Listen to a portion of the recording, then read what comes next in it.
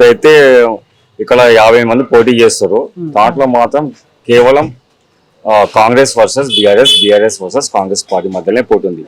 గతంలో చూస్తే ఒక 5 ప్రధాన పార్టీలు పోటీలో ఉంటుండే, 5 ప్రధాన పార్టీలు కూడా ప్రజల మధ్యలో ఉంటుండే.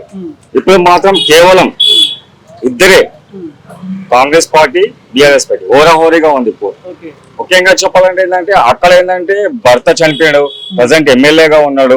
అది ఇక్కడ ఏంటంటే తను 2 పర్యాయాలు ఎమ్మెల్యేగా పోటీ చేసి 2 పర్యాయాలు కార్పొరేటర్ గా పోటీ చేసి ప్రజల మధ్యలో ఉండి ప్రజలకు సేవ చేసిన తను ఒక ఆర్గనైజింగ్ సంస్థ పెట్టి ఆ సంస్థ ద్వారా పూర్ పీపుల్స్ కి, స్టూడెంట్స్ కి, లోకల్లో చనిపోయినా ఏమైనా వాళ్ళకు డబ్బులు ఆర్థికంగా సాయం చేయడము.